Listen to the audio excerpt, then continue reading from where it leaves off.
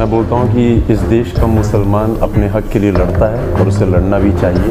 اس دیش کا مسلمان اپنے حق کے لیے لڑتا ہے اور اسے لڑنا بھی چاہیے.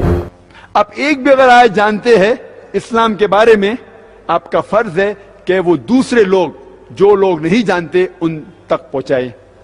ہر مسلمان کم از کم کلمہ توحید تو جانتا ہے، لا الہ الا اللہ محمد رسول اللہ، کہ اللہ کے سوا کوئی بھی معبود نہیں ہے اور محمد صلی اللہ علیہ وسلم آخری نبی ہے. اتنا تو جانتے، کم از کم یہ تو کہو. اپنے غیر مسلمان دوستوں سے کہو کہ اللہ ایک ہے. کم از کم یہ تو کہو.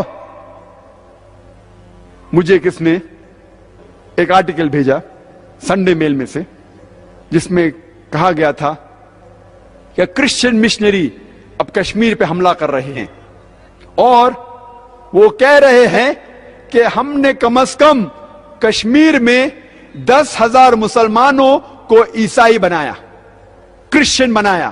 دعوے کے ساتھ کہہ رہے کشمیر میں جو ہم کہتے ہیں 90% سے زیادہ مسلمان ہیں، یہ کرسچن مشنری کہہ رہے ہیں کہ ہم نے 10,000 سے زیادہ مسلمانوں کو کرسچن بنایا. اس سے کوئی کہہ رہا تھا 10,000 زیادہ ہے، لگتا ہے چند ہزار. 1,000 بھی ہے، 100 بھی ہے، 10 بھی ہے، 1 بھی ہے. اگر ایک مسلمان بھی دین الحق سے غلط دین پہ جاتا ہے تو مسلمانوں پہ رونا ہے.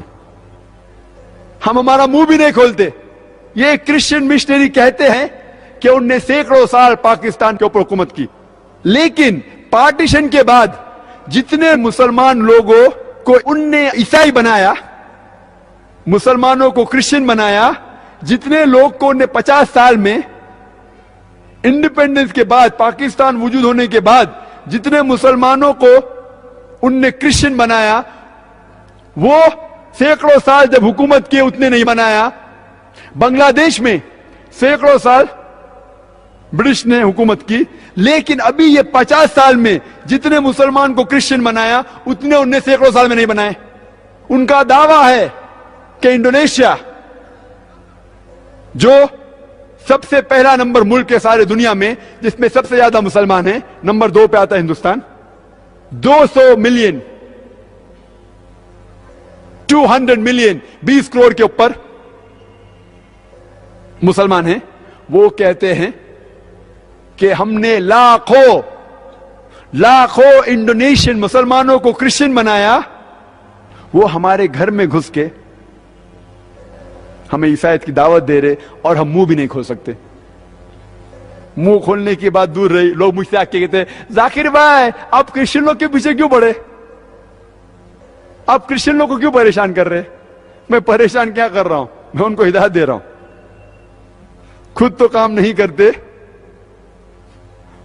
شیخ دیدہ صاحب کو کہتے، مجھے کہتے کہ آپ کرسچن لوگ کے پیچھے کیوں پڑے.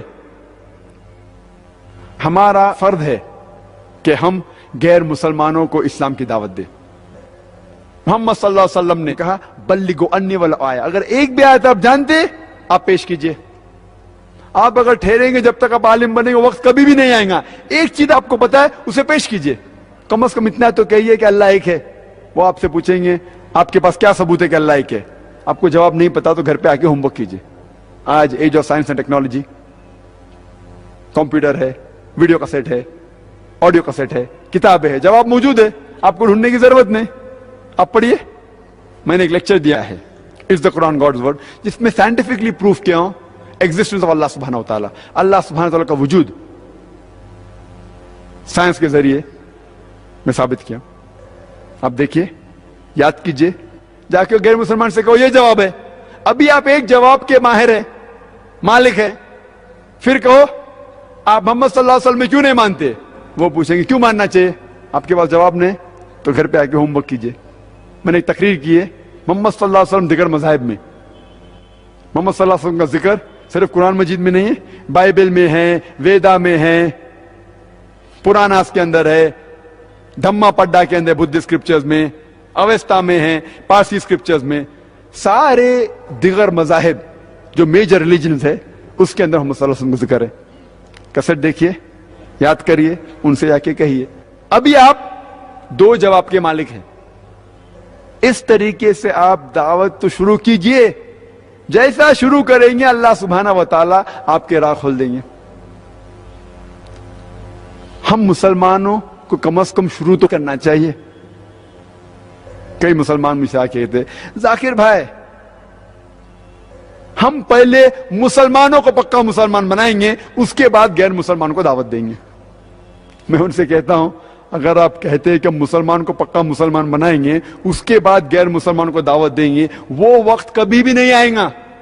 کیونکہ محمد صلی اللہ علیہ وسلم نے خود اپنے رشتہ داروں, اپنے چچا کو خود اسلام کی دعوت دی اور اس نے اسلام قبول نہیں کیا, پھر بھی ان نے غیر مسلمانوں کو دعوت دی. ان نے نہیں کہا کہ پہلے میں اپنوں کو مسلمان بناؤں گا پھر جا کے دعوت دوں گا. وہ وقت کبھی بھی نہیں آئے گا. محمد صلی اللہ علیہ وسلم کہتے ہیں, صحیح بخاری میں لکھا ہوا ہے والیوم نمبر 1 والیوم 1, اس میں کہتے ہیں کہ مدینہ میں کئی مسلمان تھے جو جمعہ صلاح کے لیے مسجد میں نہیں آتے تھے. محمد صلی اللہ علیہ وسلم یہ چاہتے تھے کہ وہ ان کے گھر کو آگ لگا دے. اس کا مطلب مدینہ میں بھی مسلمان تھے جو پکے مسلمان نہیں تھے, پھر بھی محمد صلی اللہ علیہ وسلم نے غیر مسلمان بادشاہوں کو خط لکھا. ان کو کہا کہ اسلام قبول کرو. King of Persia, king of Egypt, king of Yemen, Negus of Abyssinia, king Heraclius, یہ سب غیر مسلمان بادشاہوں کو خط لکھا. ان نے خط ڈکٹیٹ کیا اور ان تک پیغام پہنچایا کہ اسلام قبول کرو. ان نے نہیں کہا کہ میں پہلے مدینہ کے مسلمان کو پکا مسلمان بناؤں گا اور پھر دعوت کروں گا.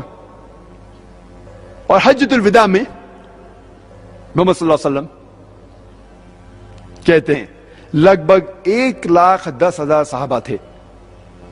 محمد صلی اللہ علیہ وسلم ان سے پوچھتے ہیں کہ میں نے اللہ کا پیغام آپ تک پہنچایا یا نہیں, اور سب نے کہا بے شک یا رسول آپ نے پیغام پہنچایا. پھر اللہ کے رسول کہتے ہیں ان سے کہ جو لوگ یہاں موجود ہیں ان لوگوں سے کہو جو یہاں موجود نہیں ہیں, ان لوگوں تک یہ پیغام پہنچاؤ جو لوگ موجود نہیں ہیں. اور 1,10,000 صحابہ میں سے 1 لاکھ سے زیادہ صحابہ عرب لینڈ کے باہر دفن ہیں, عربیہ کے باہر دفن ہیں. کیا کر رہے تھے؟ مسلمان کو پکا مسلمان بنا رہے تھے. وہ غیر مسلمانوں کو اسلام کی دعوت دے رہے تھے. دونوں فرض ہے, دونوں امپورٹنٹ ہے, دونوں ضروری ہے. جب آپ غیر مسلمان سے ملتے ان سے دعوت کیجئے, جب مسلمان سے ملتے ان سے اصلاح کیجئے. لیکن آپ کہیں گے کہ میں مسلمان کو پہلا پکا مسلمان بناؤں گا پھر دعوت دوں گا, وہ وقت کبھی بھی نہیں آئے گا. ہم مسلمان آسان طریقہ چاہتے. تو مسلمان کو کہنا او بھائی صاحب نماز کے لیے آؤ, صلاح کے لیے آؤ, آسان ہے. اگر وہ صلاح کے لیے نہیں بھی آئیں گا آپ سے جھگڑا نہیں کریں گا. او بھائی صاحب داڑھی رکھو, وہ مسلمان داڑھی نہیں بھی رکھیں گا آپ کو الٹے جواب نہیں دیں گا. لیکن اگر آپ غیر مسلمان سے بات کریں گے, ان سے کہیں گے صرف اللہ کی عبادت کرو, ہو سکتا ہے کہ وہ الٹے جواب دیں. تو آپ آسان رستہ چاہتے ہیں, آپ بہانہ ڈھونڈ رہے ہیں, کیونکہ غیر مسلمان سے بات کریں گے تو ریاکشن ہو سکتا ہے, آپ کو الٹے جواب دے سکتا ہے. تو آپ آسان چیز ڈھونڈ رہے اور کہتے ہیں مسلمان کو پکا بنائیں گے. ہمارا فرض ہے ہر مسلمان کا کہ جو لوگ تک اسلام کا پیغام نہیں پہنچا ان تک پہنچاؤ. اور مثال کے طور پہ کچھ لوگ مجھ سے کہتے ہیں کہ جب ہم دعوت دیتے ہیں غیر مسلمانوں کو, وہ کہتے ہیں آپ اپنے کام سے کام رکھو, مائنڈ یور اون بزنس.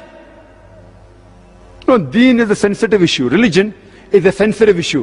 یہ دین کا جو ہے نا مسئلہ بہت پیچیدہ ہے, بہت نازک ہے. تو جب ہم دین کی بات کرتے ہیں کسی سے, وہ کہتے ہیں آپ اپنے کام سے کام رکھو.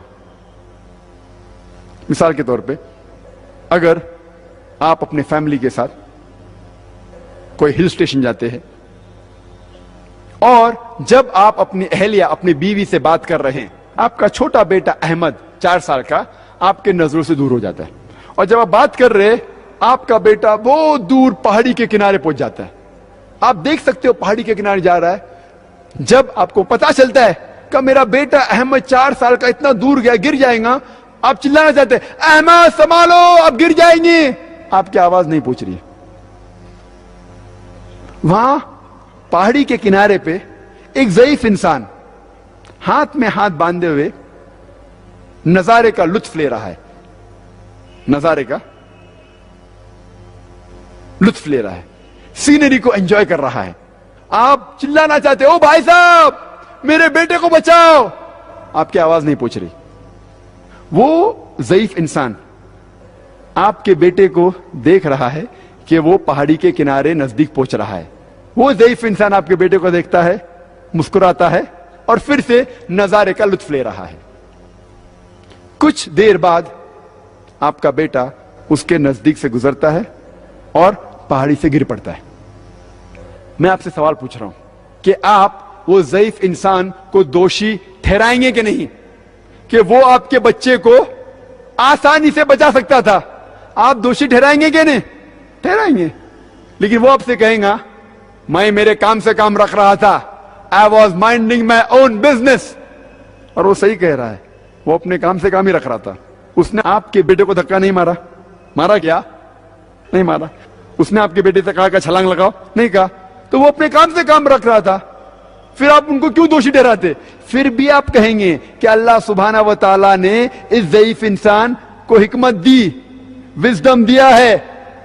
میرا بچہ تو معصوم تھا, اسے ایک قدم بھی لینے کی ضرورت نہیں تھی, اسے ہلنے کی بھی ضرورت نہیں تھی, صرف اپنا ہاتھ آگے کر لیتا اور میرا بچے کی جان بچ جاتی تھی. پھر بھی آپ اسے دوشی ٹھہرائیں گے, ٹھہرائیں گے کہ نہیں؟ بے شک.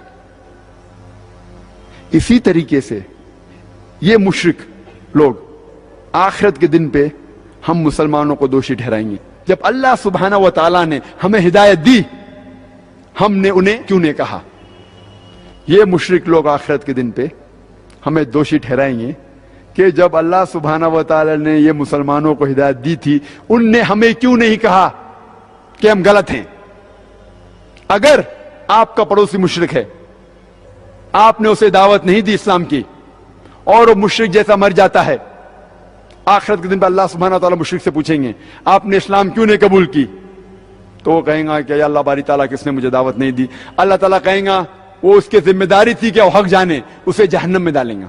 اللہ تعالیٰ آپ سے پوچھیں گے کہ آپ نے اپنے مشرک پڑوسی کو دعوت دی اسلام کی؟ اگر آپ کہیں گے نہیں تو آپ بھی اس کے ساتھ جائیں گے. دعوت دینا فرض ہے ہر مسلمان کے لیے, فرض ہے. اللہ تعالیٰ فرماتے سورہ العصر میں, سورہ نمبر 103 آیت نمبر 1 سے 3, والعصر ان الانسان لفی خسر الا الذین آمنوا وعملوا الصالحات وتواصوا بالحق وتواصوا بالصبر. اللہ تعالیٰ زمانے کی قسم کھاتے ہیں, وقت کی قسم کھا رہے ہیں اور کہتے ہیں انسان خسارے میں ہیں. صرف وہ لوگ جن کے پاس 4 چیزیں ہیں. نمبر 1 ایمان, نمبر 2 عمل صالحات, اچھے عمل, نمبر 3 وتواصوا بالحق, غیروں کو اسلام کی حق کی طرف بلاتے ہیں, نمبر 4 وتواصوا بالصبر, اور جو لوگوں کو صبر کی طرف بلاتے ہیں. اللہ تعالیٰ زمانے کی قسم کھاتے ہوئے کہتے ہیں کہ آدمی انسان خسارے میں ہے. صرف وہ لوگ نجات پائیں گے جو لوگ کے پاس یہ 4 چیزیں ہیں, ایمان, عمل صالحات, وتواصوا بالحق, دعویٰ, اور تواصوا بالصبر, لوگوں کو صبر کی طرف بلانا. اگر ان میں سے ایک بھی چیز مسنگ ہوں گی, ایک بھی چیز غائب ہوں گی, تو آپ جنت میں نہیں جائیں گے. آپ بہت اچھے مسلم ہوں گے, 5 ٹائم نماز پڑھتے ہوں گے, رمضان میں روزہ رکھتے ہوں گے, حج کے اوپر گئے ہوں گے, لیکن اگر آپ دعوت نہیں کرتے ہیں تو سورہ العصر کے حساب سے آپ جنت میں نہیں جائیں گے. صرف دعوت کرنا بھی کافی نہیں ہے, آپ کے پاس 4 ہونا چاہیے, ایمان, وتواصوا بالحق, حق کی طرف بلانا, عمل صالحات, اور تواصوا بالصبر, صبر کی طرف بلانا.